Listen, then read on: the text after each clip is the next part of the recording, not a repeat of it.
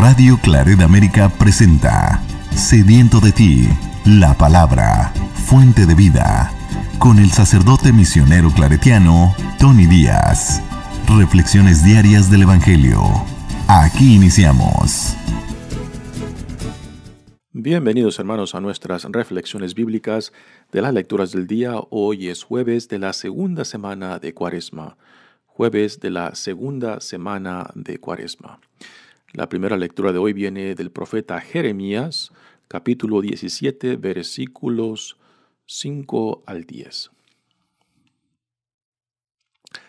Esto dice el Señor: Maldito el hombre que confía en el hombre, que en él pone su fuerza y aparta del Señor su corazón. Será como un cardo en la estepa, que nunca disfrutará de la lluvia. Vivirá en la aridez del desierto, en una tierra salobre e inhabitable. Bendito el hombre que confía en el Señor y en él pone su esperanza. Será como un árbol plantado junto al agua, que hunde en la corriente sus raíces. Cuando llegue el calor, no lo sentirá, y sus hojas se conservarán siempre verdes. En año de sequía no se marchitará, ni dejará de dar frutos. El corazón del hombre es la cosa más traicionera y difícil de curar. ¿Quién lo podrá entender? Yo, el Señor, sondeo la mente y penetro el corazón, para dar a cada uno según sus acciones, según el fruto de sus obras. Palabra del Señor. El salmo responsorial es el salmo número 1 y el responsorio es: Dichoso el hombre que confía en el Señor. Dichoso el hombre que confía en el Señor. Dichoso aquel que no se guía por mundanos criterios, que no anda en malos pasos, ni se burla del bueno, que ama la ley de Dios y se goza en cumplir sus mandamientos. Es como un árbol plantado junto al río, que da fruto a su tiempo y nunca se marchita. En todo tendrá éxito. En cambio, los malvados serán como la paja barrida por el viento, porque el Señor protege el camino del justo, y al malo sus caminos acaban por perderlo. Dichoso el hombre que confía en el Señor. El Evangelio de hoy viene de Lucas, capítulo 16, versículos 19 al 31. En aquel tiempo Jesús dijo a los fariseos: Había un hombre rico que se vestía de púrpura y telas finas y banqueteaba espléndidamente cada día. Y un mendigo llamado Lázaro yacía a la entrada de su casa, cubierto de llagas y ansiando llenarse con las sobras que caían de la mesa del rico. Y hasta los perros se acercaban a lamerle las llagas. Sucedió pues que murió el mendigo y los ángeles lo llevaron al seno de Abraham. Murió también el rico y lo enterraron. Estaba éste en el lugar de castigo, en medio de tormentos, cuando levantó los ojos y vio a lo lejos a Abraham y a Lázaro junto a él.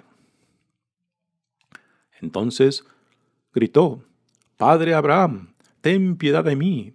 Manda a Lázaro que moje en agua la punta de su dedo y me refresque la lengua, porque me tormentan estas llamas.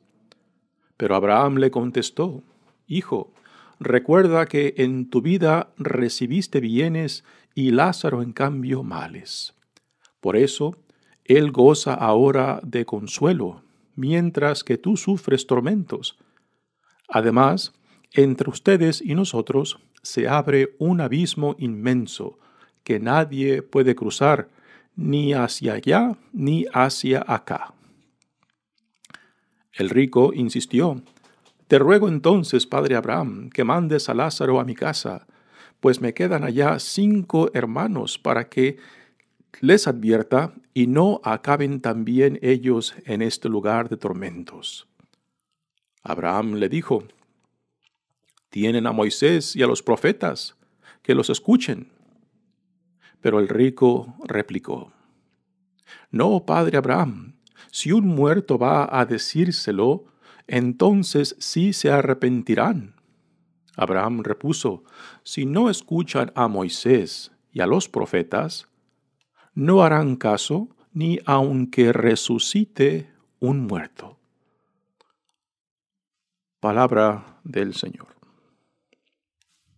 Muy bien, demos comienzo a nuestra reflexión de las lecturas de hoy. Continuamos en la segunda semana de Cuaresma y el tema en este día, pues, es un tema muy propicio para la temporada cuaresmal y nos invita a reflexionar, a hacer conciencia dónde nos encontramos en nuestra relación con Dios y con el prójimo. Cómo estamos viviendo nuestro llamado como pueblo de Dios, como discípulos de Jesucristo, como ciudadanos del reino que Dios ha inaugurado en Jesucristo. Así que son temas muy propicios para la Cuaresma, en el cual somos llamados a la conversión, a una constante conversión para vivir con más intensidad nuestra relación tanto con Dios, con el prójimo y con nosotros mismos. En esta primera lectura del profeta Jeremías se nos presenta un tema que es muy común en el Antiguo Testamento, donde se nos ofrecen 2 opciones, o el bien o el mal, la maldición o la bendición, la vida o la muerte. Por ejemplo, recordemos en el libro de Deuteronomio, donde Moisés, antes de morir, les presenta estas opciones a su pueblo, para que recuerden la alianza a la cual fueron llamados, de que si desean la vida, pues tienen que aferrarse a la alianza y identificarse plenamente con la vida que Dios les da por medio de la alianza y que la ley, pues, se convierta para ellos en la guía hacia la santidad. O si desean la muerte, pues entonces escogerán la desobediencia, la infidelidad, ¿no? Y aquí, en esta primera lectura del profeta Jeremías, se nos presentan esto: la maldición de aquellos que rechazan a Dios, de aquellos que ponen toda su confianza en sí mismos o en otros, ¿no? O la bendición de aquellos que se aferran a la relación con Dios, a la fidelidad, a la entrega de la alianza a la cual Dios nos ha llamado. Y dice la primera lectura: Esto dice el Señor: Maldito el hombre que confía en el hombre. Estas primeras palabras, pues parece que este ultimátum que Dios nos presenta es muy radical y muy exagerado, ¿no? O es confianza en el hombre o es confianza en Dios, ¿no? Pero no ese es el punto al cual va Dios por medio del profeta Jeremías. Los versos que siguen nos ayudan a interpretar estas primeras palabras que dice dice: Maldito el hombre que confía en el hombre, que en él pone su fuerza. Y ahora vienen las palabras que interpretan los primeros versos. Dice: y aparta del Señor su corazón. O sea, alguien que aparta del Señor su corazón es alguien que ha rechazado a Dios. Y en vez de poner su confianza en Dios, entonces la pone ya sea en sí mismo o en otros, en sus posesiones, en sus habilidades, en sus fuerzas, ¿no? Y este es el que está destinado a la maldición, porque ha quebrantado la relación con Dios y ya no confía en Dios, sino en sí mismo o en otros, o en sus posesiones, en sus habilidades, en sus propias fuerzas.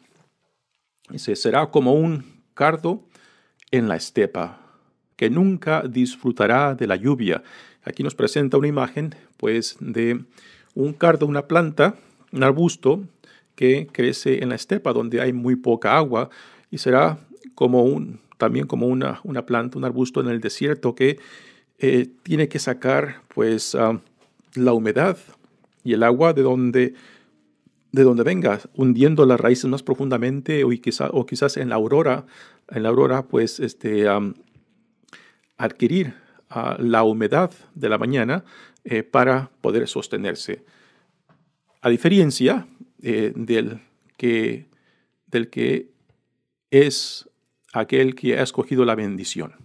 Dice que nunca disfrutará de la lluvia, vivirá en las aridez del desierto, en una tierra salobre e inhabitable. Estos son los que han escogido la maldición, los que han escogido separarse de Dios, los que han escogido la infidelidad y la desobediencia.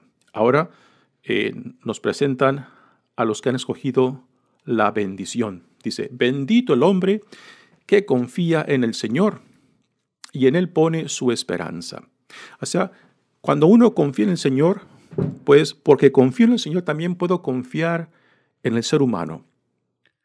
Porque se requiere cierta confianza para que pueda ser posible la comunidad, la sociedad. Si no hay confianza, pues la sociedad, la hermandad, no puede ser posible. Así que el maldito que confía en el hombre lo es maldito no porque pone su confianza en otros hombres, en otras personas, sino porque ha roto su relación con Dios.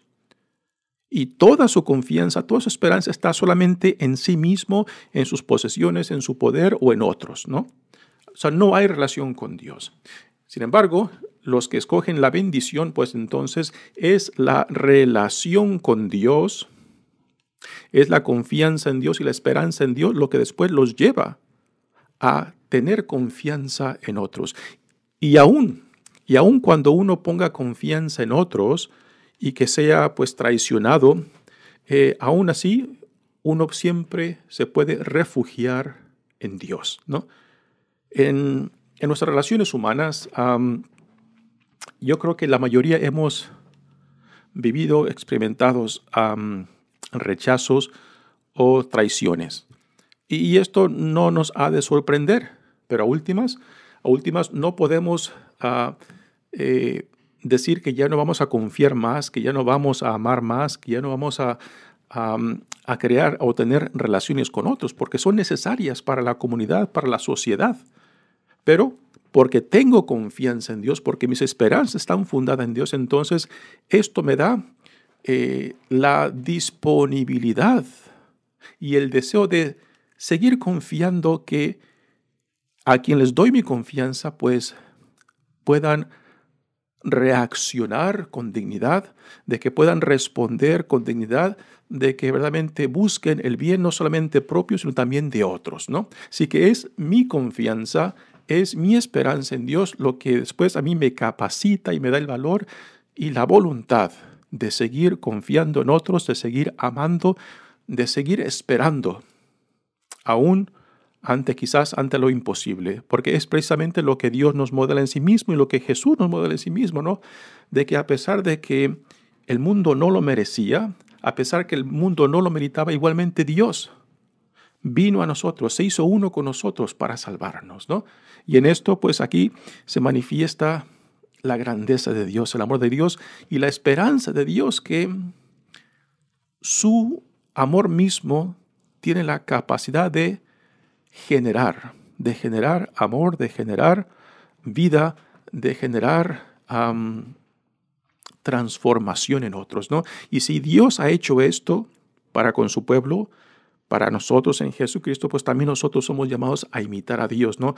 Y repito aquí, los que escogen la bendición la escogen porque tienen confianza en Dios y es lo que los lleva a confiar en otros. Y ahora después nos da una imagen de aquellos que confían en el Señor, similar a la imagen o en contraste a la imagen de aquellos que han escogido la maldición. Dice, será como un árbol plantado. Estos son los que escogen la bendición. Serán como un árbol plantado junto al agua, que hunde en la corriente sus raíces. Cuando llegue el calor, no los sentirá, y sus hojas se conservarán siempre verdes.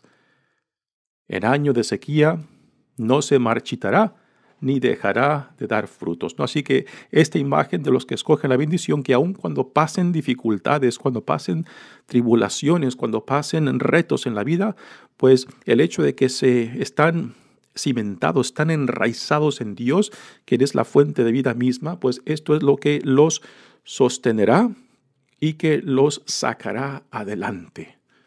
Es la relación con Dios, es la esperanza en Dios, es la confianza en Dios.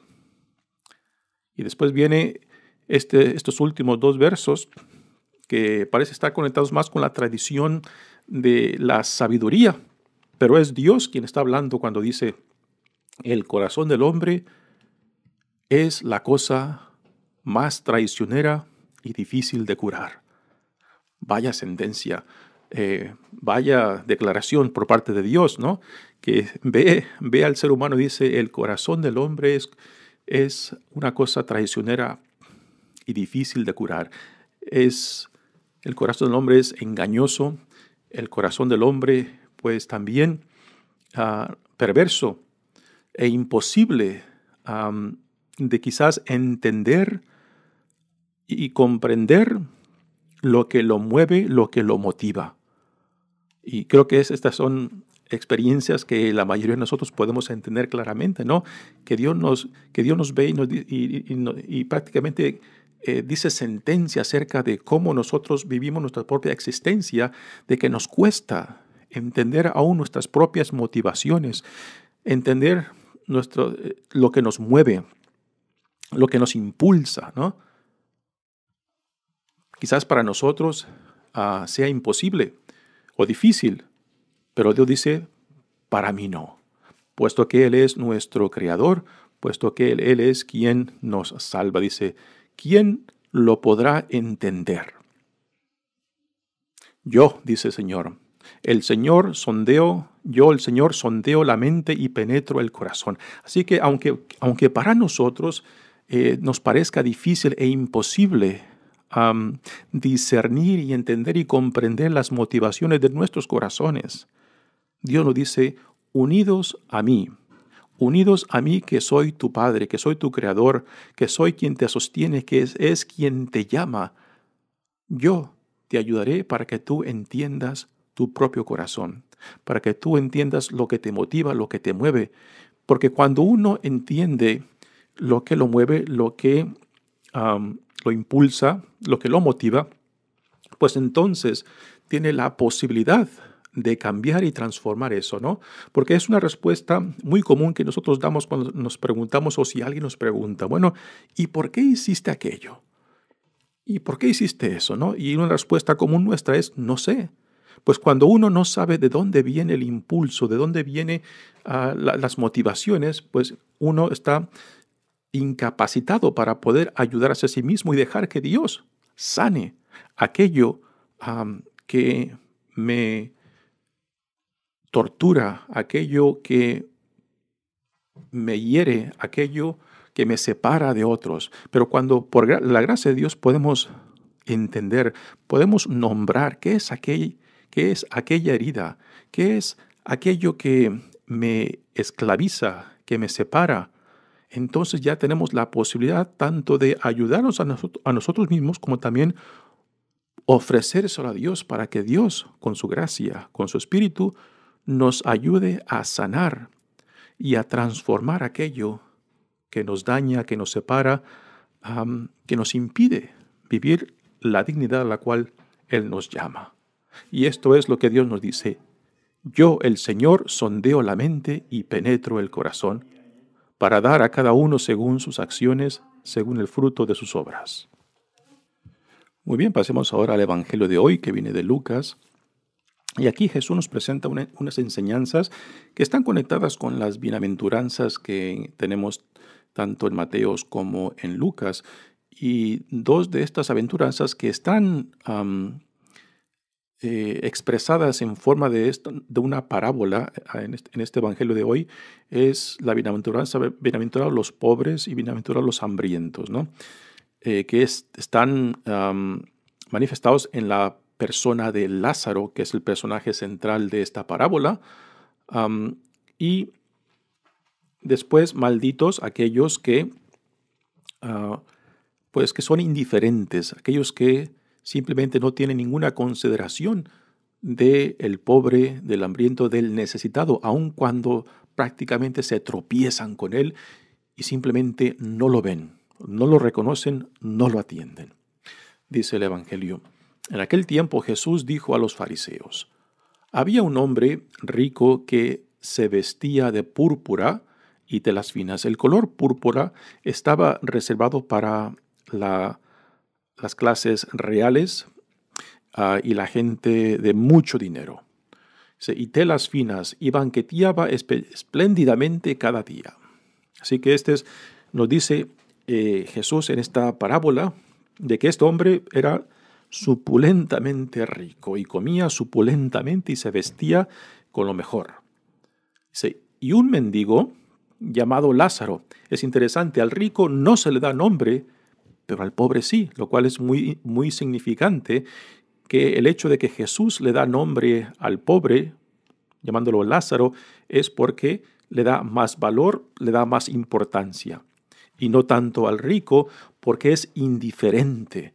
No es por su riqueza. Aquí en esta parábola Jesús no está condenando la riqueza por riqueza, está condenando la riqueza que le da un sentido falso tanto de identidad y de importancia al rico. Y por eso ni siquiera le da nombre Jesús a este rico, porque ha puesto su confianza en algo falso, algo que a últimas no se puede llevar con él. Y que a últimas también lo separa de otros, particularmente del pobre, del necesitado. Dice: yacía en la entrada, Lázaro, llamado Lázaro, yacía en la entrada de su casa. Así que este pobre hombre, Lázaro, estaba a la puerta de su casa. Y el rico casi se tropieza con él. Y no hay ninguna intención de reconocer la existencia de este pobre hombre, ni de atender a sus necesidades. Y este es el gran pecado del rico. Cubierto de llagas y ansiando llenarse con las obras que caían de la mesa del rico. Así que es un pobre con hambre, con llagas en el cuerpo. Y hasta los perros se acercaban a lamerle las llagas. Este otro detalle, pues, este es un detalle muy significante en torno a la mentalidad judía, que veían a los perros pues como un animal sucio. El hecho de que los perros aún le lamían las llagas a Lázaro, pues todavía es un insulto más grande, ¿no? Sucedió, pues, que murió el mendigo y los ángeles lo llevaron al seno de Abraham. Murió también el rico y lo enterraron. Un error muy grande que se hace con esta parábola que Jesús nos presenta es de que lleguemos a la conclusión de que solamente después de la vida se tienen las recompensas. Y esta es una interpretación muy equivocada, porque cuando Jesús nos dice que el reino de Dios está inaugurado en su presencia misma, cuando se nos dice que el reino ya se ha hecho presente y esperamos su cumplimiento, pues ya los beneficios de este reino, las glorias de este reino ya se pueden probar en esta vida, ¿no? Y yo creo que es un error terrible llegar a la conclusión de que esta enseñanza de Jesús simplemente nos dice de que en la vida eterna solamente tendremos las glorias de la resurrección o las recompensas del reino de Dios.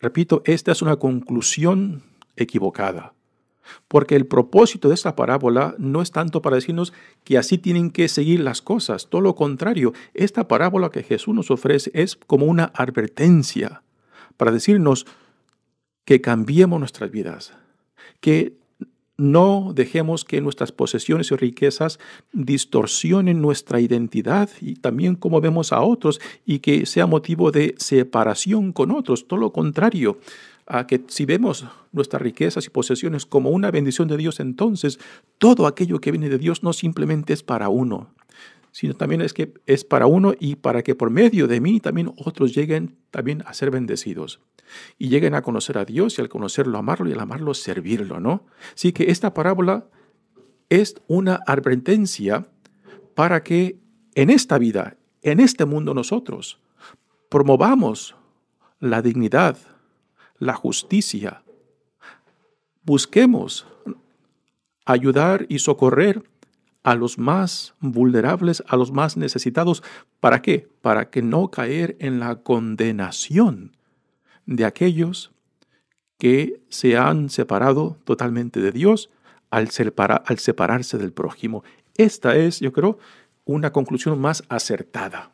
Dice, estaba en el lugar de castigo, el rico, en medio de tormentos, cuando levantó los ojos y vio a lejos a Abraham y a Lázaro junto a él. Así que muere el rico y se va al infierno. Muere Lázaro y se va al cielo, lo que nosotros llamaríamos el cielo, y se encuentra en la presencia de Moisés. Y el rico, desde su lugar del entierro, en el infierno, entonces levanta los ojos y suplica a Abraham. Dice, Padre Abraham,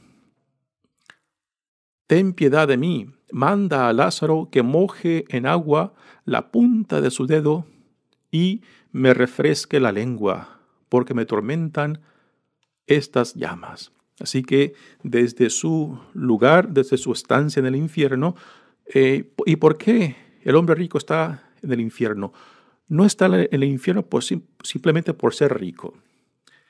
En esta parábola Jesús lo pone en el infierno por su indiferencia. Porque casi tropezándose con Lázaro a las puertas de su casa, simplemente no reconoció su existencia.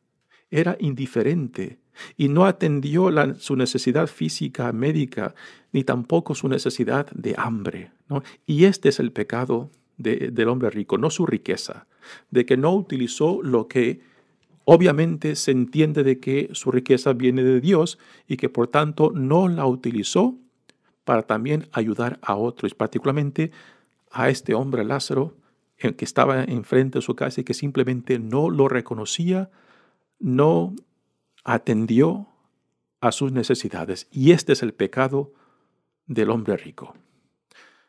Así que le pide a Abraham que mande a Lázaro para que le moje la punta de su dedo y le refresque su lengua, ¿no? Aún aquí, aún en la muerte, está viendo a Lázaro simplemente como alguien para servir. Aún en la muerte, este hombre rico no reconoce la dignidad de Lázaro porque aún lo quiere ver como un siervo, aún lo quiere ver como alguien que está ahí para servirle a sus necesidades, ¿no? Y así que todavía en la muerte misma, este hombre rico simplemente no reconoce el por qué está ahí. Sí, pero Abraham le contestó, Hijo, recuerda que en tu vida recibiste bienes y Lázaro, en cambio, males. Por eso, él goza ahora de consuelo mientras tú sufres tormentos. Además, entre ustedes y nosotros se abre un abismo inmenso que nadie puede cruzar ni hacia allá ni hacia acá. Así que nuevamente esta parábola que Jesús nos presenta es en forma de advertencia para decir, cambien sus vidas hoy. Refórmense para que no caigan del infierno, para que no caigan en la desolación, para que no caigan aquello que te separa de Dios. Dice, y continúa el rico insistiéndole, te ruego entonces, Padre Abraham, que mandes a Lázaro a mi casa, pues me quedan allá 5 hermanos para que les advierta y no acaben también ellos en este lugar de tormento. Abraham les dijo, tienen a Moisés y a los profetas, que los escuchen. Así que, si no hemos escuchado tanto la alianza y lo que Dios nos dejó por medio de la alianza como guías para nosotros, para acercarnos al Dios de la vida, para acercarnos aún a Jesucristo, puesto que todo lo del Antiguo Testamento está ahí también para acercarnos a Cristo mismo. Si no nos acerca a Él, entonces ni aunque resucitara a alguien, que es la parte final, llegaremos a creer en Dios o en Cristo. Dice, Abraham le dijo, tienen a Moisés y a los profetas, que lo escuchen. Pero el rico le dijo, no, padre Abraham, si un muerto va a decírselo, entonces sí se arrepentirán. Abraham repuso, si no escuchan a Moisés y a los profetas, no harán caso ni aunque resucite un muerto, ¿no? Y aquí, en esta parábola, pues, ya nos está apuntando a la resurrección de Jesús mismo, de que para los que ya se han cerrado totalmente a Dios, para los que ya han endurecido tanto su corazón como su mente, ni la resurrección de Él mismo los podrá convencer porque ya han cerrado esa puerta, ¿no? Y tristemente que también puede ser nuestra situación, ¿no? Cuando nos cerramos a la vida, cuando nos cerramos al llamado que Dios nos hace en Jesucristo, ¿no? Y ese riesgo pues está también con nosotros, de que nunca podemos confiarnos de que ya la tenemos hecha, de que ya hemos llegado, porque cada día somos llamados a la vida, a escoger la vida o escoger la maldición, escoger el bien o escoger el mal, escoger la luz o escoger la oscuridad, ¿no? Y esto es algo de todos los días, de que cada día que nos levantemos le digamos a Dios, Señor, también hoy este día quiero vivir en tu gracia. Hoy este día quiero caminar bajo tu divina providencia en humildad. Hoy este día también quiero estar dispuesto a que tu Espíritu también me mueva y me acerque cada vez más a ti y al prójimo, ¿no? Y esta es la propuesta que Dios en Jesucristo nos propone, ¿no? O la vida o la muerte, la luz o la oscuridad, la bendición o la maldición. Mi nombre es Padre Tony Díaz, misionero claretiano. Que Dios los bendiga. Radio Claret América presentó Sediento de ti, la palabra. Fuente de vida. Sus comentarios son importantes. Contáctenos en radioclaretamerica@gmail.com.